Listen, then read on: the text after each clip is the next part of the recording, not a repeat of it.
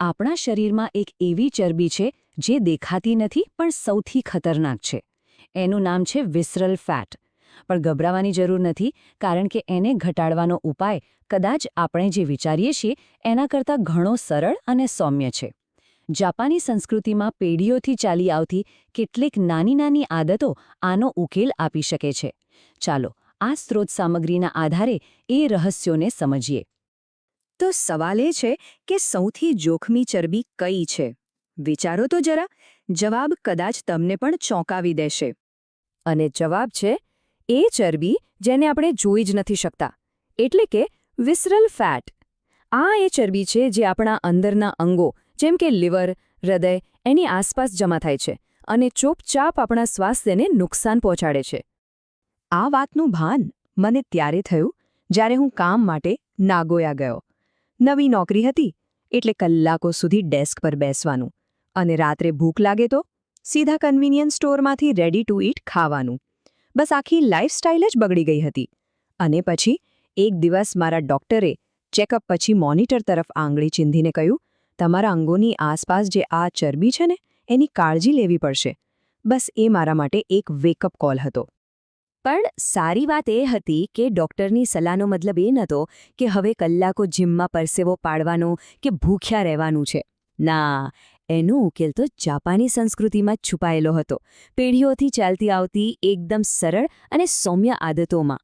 તો ચાલો શરૂઆત કરીએ સૌથી અગત્યની જગ્યાથી, એટલે કે આપણા ભોજનની થાળીથી. આ કદાચ સૌથી શક્તિશાળી જાપાની આદત છે, હારાહાચીબુ. સીધો સાદો મતલબ છે ફક્ત 80% પેટ ભરાય ત્યાં સુધી જ ખાવું. મતલબ કે જેવું લાગે કે હવે બસ મજા આવી ગઈ, પણ પેટ એકદમ ટાઈટ ન થયું હોય ત્યાં જ અટકી જવાનું. મારા દાદા ડાયકી હંમેશા કહેતા, હીરો, આપણું પેટ છે ને એ મગજ કરતાં પહેલાં બોલે છે. પણ મોટાભાગના લોકો એટલી ઉતાવળમાં ખાય છે કે અવાજ સાંભળી જ નથી શકતા. અને વાત સાચી પણ છે. પેટ ભરાઈ ગયું છે એ સિગ્નલ મગજ સુધી પહોંચતા 20 મિનિટ લાગે છે, અને આપણે તો 5 મિનિટમાં તો બધું સફાચાટ કરી દઈએ છીએ. તો આને પ્રેક્ટિસમાં કેવી રીતે લાવવું? બહુ સિમ્પલ છે. બસ જરા ધીમે ખાઓ. દરેક કોળિયા પછી તમારી ચમચી કે ચોપસ્ટિક્સ નીચે મૂકી દો અને ખોરાકને માણો. જે ક્ષણે તમને એવું લાગે ને કે લગભગ પેટ ભરાઈ ગયું છે પણ હજુ થોડી જગ્યા છે, બસ એ જ છે અટકવાનો સાચો સમય.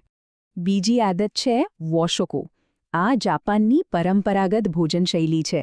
એનું એક સરસ સૂત્ર છે, ઈચીજુ સાન્સાઈ, એટલે કે એક સૂપ, 3 નાની નાની સાઇડ ડિશ અને થોડા ભાત. આનાથી શું થાય?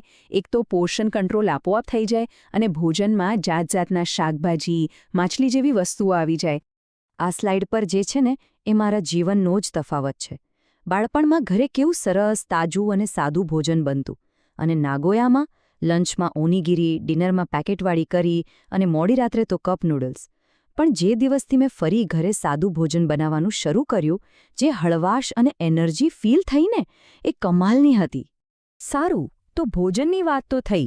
હવે વાત કરીએ આપણી રોજિંદી હલનચલનની. એવી નાની નાની બાબતો જે ખરેખર મોટો ફરક લાવી શકે છે.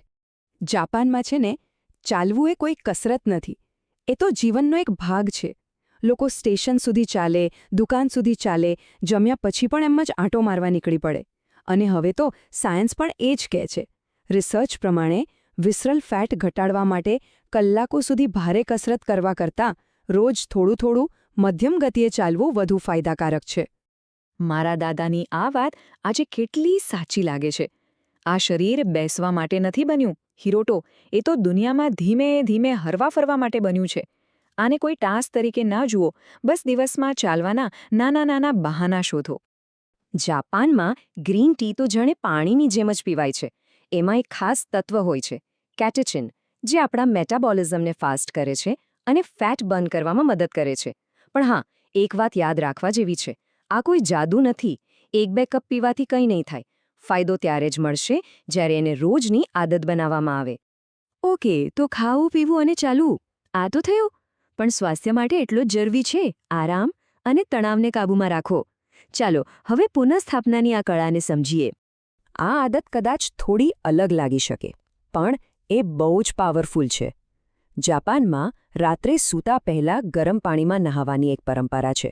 સાયન્સ કહે છે કે એનાથી હૃદયનું સ્વાસ્થ્ય સુધરે છે, પણ એનો સૌથી મોટો ફાયદો છે સ્ટ્રેસમાં ઘટાડો. ગરમ પાણીનું સ્નાન કોર્ટિસોલ નામના સ્ટ્રેસ હોર્મોનને ઘટાડે છે. અને ખબર છે, આ જ કોર્ટિસોલ હોર્મોન વિસરલ ફેટ જમા થવા માટે સીધો જવાબદાર છે. મારા દાદાનું માનવું હતું કે નહાવું એ ખાલી શરીરને સાફ કરવાની ક્રિયા નથી, એ તો મનને શાંત કરવાની એક રીત છે. અને જ્યારે મન શાંત હોય ને ત્યારે શરીર પણ રિલેક્સ થાય છે, અને જે બિનજરૂરી ચરબી એણે ઝઘડી રાખી હોય એને ધીમે ધીમે છોડવા લાગે છે. આ ચાર્ટ જુઓ, બધું એકદમ ક્લિયર થઈ જશે. ઊંઘ અને વિસરલ ફેટ વચ્ચે સીધો સંબંધ છે. જે લોકો રાત્રે 6 કલાકથી ઓછી ઊંઘ લે છે એમના શરીરમાં વિસરલ ફેટ વધવાની શક્યતા ઘણી વધી જાય છે. કેમ? કારણ કે ઓછી ઊંઘ આપણા ભૂખના હોર્મોન્સને આખા ગડબડ કરી નાખે છે, અને પછી આપણને વારંવાર ભૂખ લાગે છે, અને એ પણ અનહેલ્ધી ખાવાની ઈચ્છા થાય છે. મને મારા દાદાની જૂની ડાયરીમાંથી આ એક વાક્ય મળ્યું હતું: ઊંઘ એ આરામ નથી, ઊંઘ એ સમારકામ છે. કેટલી ઊંડી વાત છે ને? જ્યારે આપણે સૂતા હોઈએ ત્યારે આપણું શરીર આખા દિવસનો થાક ઉતારે છે, અંદરથી રિપેરિંગનું કામ કરે છે અને બીજા દિવસ માટે આપણને તૈયાર કરે છે. એટલે પૂરતી ઊંઘ તો વિસરલ ફેટ સામેનું એક ગુપ્ત હથિયાર જ સમજો. અને હવે અંતિમ અને કદાચ સૌથી મહત્વપૂર્ણ વાત, આ બધી આદતોને એકસાથે જોડી રાખનાર ગુંદર એટલે કે આપણી માનસિકતા. શોગાનાઈ. આ એક જાપાની શબ્દ છે જેનો સીધો અર્થ થાય છે હવે એનું કંઈ ન થઈ શકે એટલે સ્વીકારીને આગળ વધો. આ કોઈ હાર માની લેવાની વાત નથી, પણ પોતાની જાત પર થોડી દયા રાખવાની રીત છે. મોટાભાગના લોકો કેમ નિષ્ફળ જાય છે? પ્લાન તો સરસ હોય છે, પણ એક નાની ભૂલ થાય ને એટલે ગિલ્ટમાં આવી જાય છે. માની લો કે ડાયટ પર છો અને ભૂલથી કેક ખવાઈ ગઈ, તો તરત મનમાં આવે છે, લો બધું બગડી ગયું, અને પછી આખો પ્રયત્ન છોડી દઈએ છે. શોગાનાઈની માનસિકતા આપણને કહે છે, અરે કંઈ વાંધો નહીં, ખવાઈ ગયું તો ખવાઈ ગયું, કાલથી ફરી શરૂઆત કરશું. બસ આ જ છે લાંબા સમય સુધી ટકી રહેવાની ચાવી. તો ચાલો આ 7 સરળ આદતોને ફટાફટ યાદ કરી લઈએ. 1. હરાહાચીબુ એટલે કે 80% જ ખાવું. 2. સતત ચાલતા રહેવું. 3. વાશુકુ એટલે કે સાદું અને અસલી ભોજન. 4. રોજ ગ્રીન ટી. 5. ગરમ પાણીથી સ્નાન. 6. 7-8 કલાકની પૂરતી ઊંઘ. અને 7. શોગાનાઈ એટલે કે પરફેક્શન પાછળ ન ભાગવું. આ કોઈ કડક નિયમો નથી, પણ તંદુરસ્ત જીવન જીવવાના સરળ રસ્તા છે. આ બધું એક સાથે શરૂ નથી કરવાનું.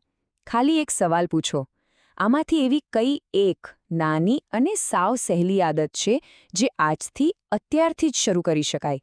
કારણ કે યાદ રાખજો, મોટામાં મોટો ફેરફાર પણ હંમેશા એક નાના સૌમ્ય કદમથી જ શરૂ થાય છે.